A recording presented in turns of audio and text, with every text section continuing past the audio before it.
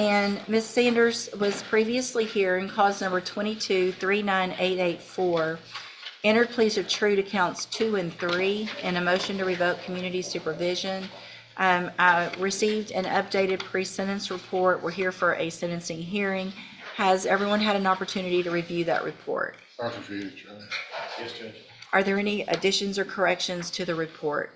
Your Honor, my concern, I guess I can address this after Mr. Smith had the opportunity to present evidence on the new offense, was that the recommendation appeared to be predicated on an assumption that the new offense had been proved up, and that was going to be my issue with the pre-sentence report.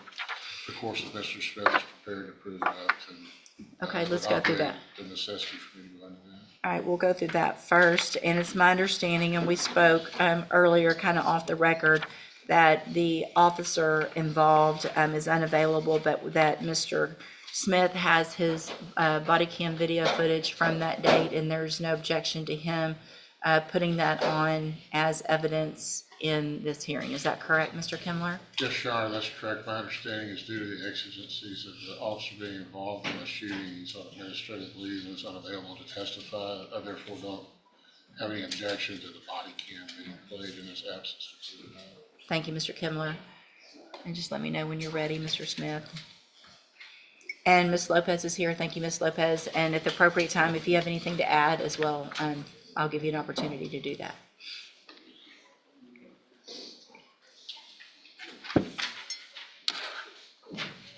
And so the allegation in count 1 that was not pled true to or not is the allegation of a new theft of property from July 31st of 2025 here in Jefferson County.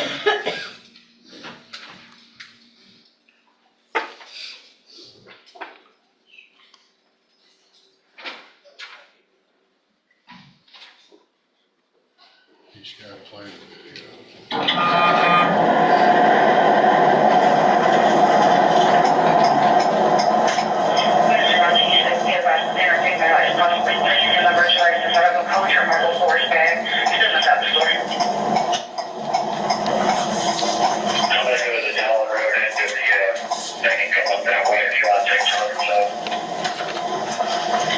I'm coming from the pocket side. 244 on the mirror.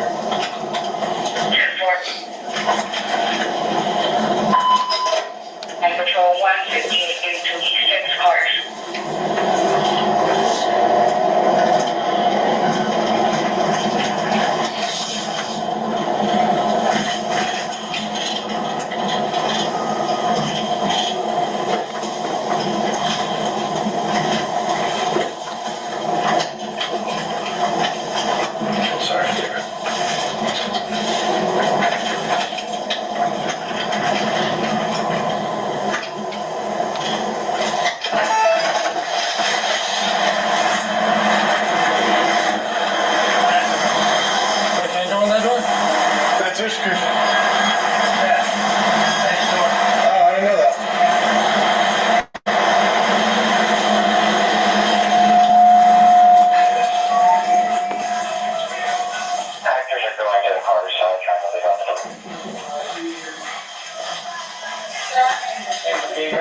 Hey, stop.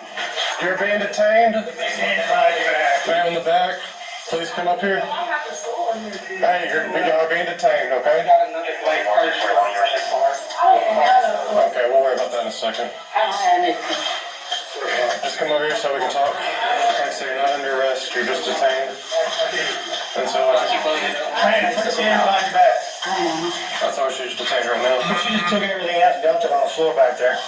We're Put gonna your hands behind your back. wait for her with that. Once already. And just stay here. Do you have any other merchandise on your person? Anything illegal underneath you? They can take this. I gotta walk out the store. Yeah, we did. I watched you on the camera. What? I watched you on the entire time. Okay. What we're doing, look, if you have anything illegal, look at me. Hey, just look at me. If you have anything that you didn't buy, stand it on the counter. Can you take this out from the camera? Not at the moment, no, because I'm talking about. Where you're acting, you're acting like a fool. Oh, no, I'm not gonna do that to the store. I promise I'm not. just like I said, just put it all right here. I don't have anything. Nothing else in your No, pants or I don't anything? have. No. All right, let me.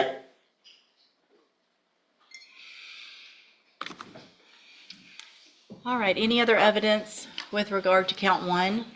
There is also the footage from the inside of the car where both are detained, where she actually speaks to the other defendant without the cops being there, and she talks about how she was here and you had told her not to do this anymore. But I think that first video kind of sums everything up. All right, any evidence with regard to count one before I make my finding? Evidence, Your Honor, as in testimony? And anything that could, I'm looking at this trying to figure out if that's a legal search. I mean, she appears to be detained, so it's not a Terry search. It's a warrantless search, obviously. She's not under arrest and being searched at the jail. they didn't search her. They said, if you have something, take it out. She took it out and she placed it on. They didn't even have to get to the search. I guess she could have refused and remained silent. But she didn't, and She so, followed the direction. And there's Yeah. no Miranda issue since she wasn't right. arguably in custody. I don't have any argument. I will go ahead and object that that's an illegal search. All right, that objection's overruled. I am going to find count one true. And so, let me see, I need to. Counts 2 and 3, she pled true to, so there's a finding of true. Count 2, again, everyone's had an opportunity to review that pre-sentence report. Mr. Kimler, you may make argument with regard to Yes, Your punishment. Honor. At this stage now that the state has offered evidence as to count, as to be a new offense, and the court's found that to be true based on the evidence, I think that the recommendation comports with the state of the record. I would, again, defer to the probation department, but I think that they're seeming to indicate that the court is to keep her on probation, that she enter into the ISF program, cognitive track. And I would defer to that recommendation in lieu of revocation. Mr. Or proposal, I suppose, I don't know, it's the next word. With the pending charge of this theft, she's not eligible to go to ISF. She's, if I may, she's set on that today. I can resolve that today in this court. No, it's pending in felony court. It's here, Oh, it's is it here? mine. Okay, Because okay. of the prior All right. thefts. All right, She's done with misdemeanor right. thefts. We could resolve that perhaps today, Your Honor, if the court. I mean, go ahead. The What would you- state, I feel like we have given her every possible chance to rehabilitate, and she has not taken that. We would ask that she be revoked and given, based on the number of thefts committed, that she be revoked and sent to the state jail for 2 years. Ms. Lopez, do you have anything else to add to your updated I'll put report? everything in my recommendation. All right. Do you want to address the judge? Yes. I feel like I did, how can I say this? I feel like I can finish my probation off because of the simple fact, like, this is the longest I've ever been away from my kids besides when I did 8 months, but they was younger than me, and like, I was younger, and like, they understand what's going on. And I understand, and like me being away from my kids right now is really hard, cause they be with my mama, and my mama had dementia, and she. Stop. Stop with everybody else. Because I'm not gonna make my decision today based on the fact that you have kids or based on the fact that your mom needs you, because you weren't thinking about that day. So don't put that on me, No, I'm that not. if I send you to prison, Don't talk. that I'm somehow gonna be hurting your kids or hurting your mom. You've done that. You were on felony probation, and it sounds like if the other video was played, you knew exactly what was gonna happen. If what Mr. Smith is saying is true, that y'all were in that car and you said, Judge West said, I better not do this again. And you did it again. It just makes me look like an idiot for giving you the opportunity in the first place. At some point, you have to stop. Some point you have to stop. Anything else? Judge, even based on what she told probation is, she wants to be reinstated on probation. She was just with the wrong person. The girl she was with already took probation. I Right. wasn't the one stealing. Yeah, So she I made a doesn't note of that. accept responsibility. How is this my responsibility? You accept your responsibility now that we saw it on a video. You didn't accept your responsibility.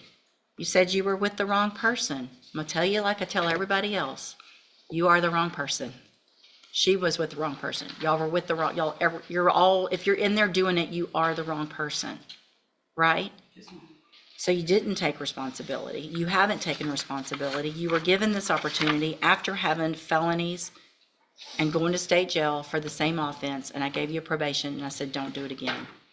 So at this time, I'm going to find again, count one, that there was sufficient evidence to find count one true, find it true, find that you pled true to counts 2 and 3, find sufficient evidence to revoke your probation, and at this time, revoke your probation, sentence you to a term of 15 months in the state jail prison.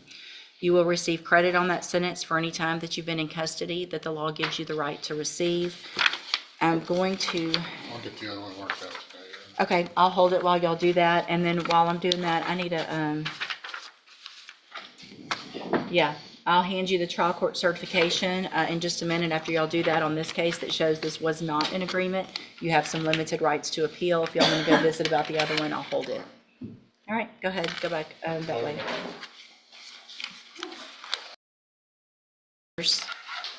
Yes, ma'am. And will your client waive the formal reading of the indictment? You will, Your Honor.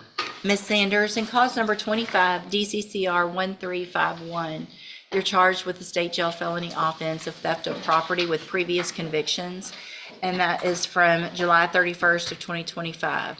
The indictment alleges you were previously convicted of theft November 13th of 2017, and then again April 15th of 2019. And how do you plead to that charge? Guilty. Are you pleading guilty freely and voluntarily? Yes, ma'am. And because you did what they charged you with. I have some documents here on the tablet. I guess it's coming.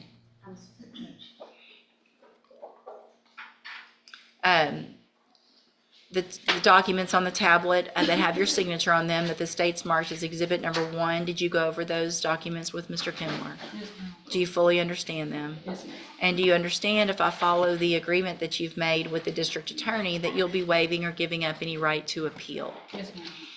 And do you also understand, if you're not a U.S. citizen, that a plea of guilty or no contest may result in your deportation, exclusion from admission to the country, or denial of naturalization under federal law? Yes, ma'am. Why is it less than what I just Cost did? of back time, I think she has less back time in the new case. All right, So the back, so it lines up on the release date. it's Christmas. It's Christmas also. We'll go with that. State tenders number 1, No objection. it's admitted. Is there any evidence that Ms. Sanders is not competent? There's none to my knowledge. Your Honor. All right, ma'am, I'm going to find that you entered your plea of guilty freely and voluntarily. Find those prior counts true. Find sufficient evidence at this time to find you guilty, and at this time find you guilty of theft with prior convictions. Sentence you in accordance with your agreement to a term of 12 months in the state jail prison. You will receive credit on that sentence for any time that you've been in custody that the law gives you the right to receive. It will run concurrently, which means that together at the same time with the other case. I've handed you the trial court certification that shows this was an agreement that I followed, and so you waived your right to appeal. I also handed you a written admonishment regarding your ineligibility to possess a firearm or ammunition. Because of the judgment entered against you, you're ineligible under Texas law to possess a firearm or ammunition. Possession of a firearm or ammunition could lead to charges against you. Firearm is a legal term, and you should read the written admonishment I provided you to see what devices qualify as a firearm. If you have questions about the laws that make you ineligible to possess a firearm or ammunition, or about how long that lasts, you can talk with Mr. Kimler. And I want to make sure you understand, don't go do this time and get out, keep doing the same things, because it can get worse. Today, what could have happened is the one case, the new case, could have actually been stacked on top of the other case. I could have given you up to 24 months on one and then stacked the other. So you already know now, we're not playing games. You've got to stop, okay? All right. You go back with the Your Honor, for the record, as part of the plea bargain, she's waiving appeal on F-22-39884. So Okay. we're waiving the appeal. Thank you, Mr. Kimler. All right, you can go back with the bailiff.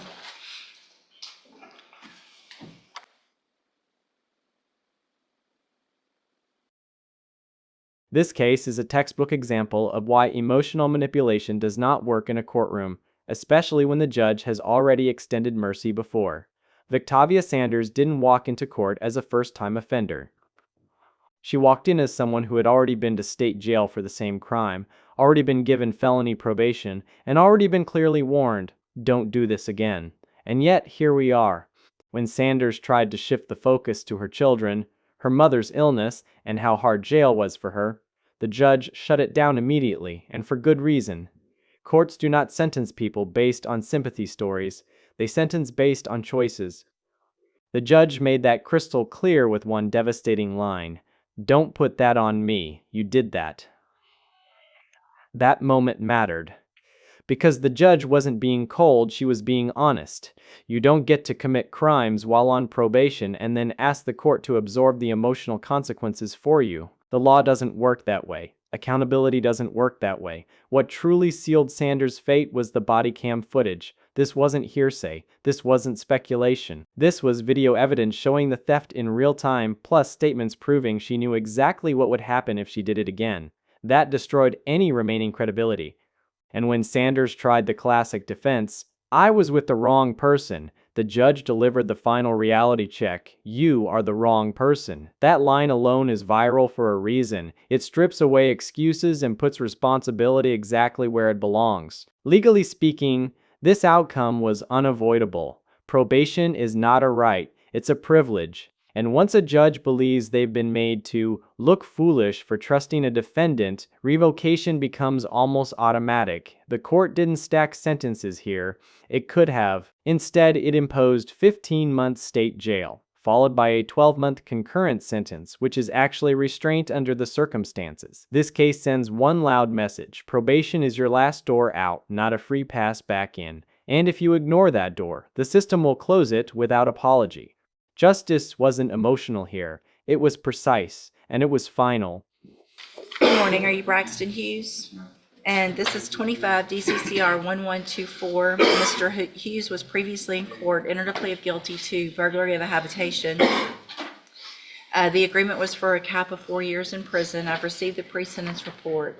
Has everyone had an opportunity to review that report? We have, Your Honor. Are there any additions or corrections? None aware, Judge. Obviously, I'm aware of some of his criminal history, others not quite so much. I would think that the 4 would probably be on the low end in your opinion, but I defer to whatever you think. Okay, thank you. Mr. Parker, you may proceed. Your Honor, I mean, I've talked to him and I've heard some stories in my life, but I feel that he's telling the truth, not that it's a defense, but they were getting pulled over. He had some other guys in the car. There was drugs in the car. They took the drugs. He leaves and goes to a house that he used to know the person that lived there. He walks in, gets him something to drink and has a thermos or something like that. And then turns around and she stayed in there. He had obviously scared her and, and didn't know it and it wasn't the person he knew that lived there. And he said, call the cops, and he walked outside and sat down and waited for the cops to show up. And that's what happened. It's not like he was going in there, to try to injure her. I don't think. He walked in the wrong house, and he did take the thermos or mug, and it's simple as that. I think he'd like to talk to the court, Judge, and we're asking for probation, Judge. All right, go ahead, Mr. Hughes. Your Honor, what he said is correct. I can't say anything else. I was doing drugs about a year and a half, but I was like a lightweight. I took the drugs and was not really acting like myself. And I went and knocked on the door and went in there. I was trying to get away from the people I was with. And but long story short, after this event, I did sober up. Started going back to church with my mom. I was in for treatment at the Right Step. I tried to get into treatment there. I was doing the paperwork there, trying to get help, but I was sober for a couple months out there on the streets, and I'm not really like a typical druggy type. You know, I don't go around and commit crimes or nothing like that. You know, I was. Your criminal history would say otherwise.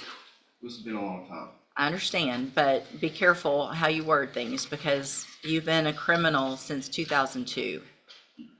You've got 4 misdemeanors. You've got 1, 2, 3, 4, 5 felonies. Many more that you were arrested for, and obviously doing some things that you kind of got either rejected or dismissed because of pleas on other stuff. So I understand that some of those were a long time ago, but it's still not a pretty picture. I understand that. You know, most of my previous crimes and stuff, they were behind addiction and stuff.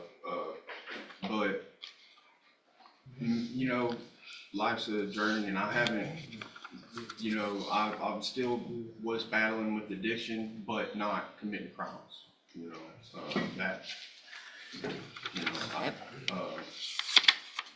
this, I know, with the standing here in front of you, you know, charged with the crime, I could understand, you know, how it's sounded. Yeah, I mean, and it's at what point do you go get that help before you commit a crime, you know? I do appreciate what you've done since the offense, Ms. Malfino. Judge, I would definitely agree that this is an odd fact pattern, very odd. I feel sorry for the situation that he's in with his addiction, but I feel more sorry for the young lady who was scared out of her mind when he was in her house, acting probably like a complete psychotic animal with tinfoil on his head. So I don't know that probation at this juncture would be a viable option, Judge, or a good thing for the community, but I defer to whatever you think is best.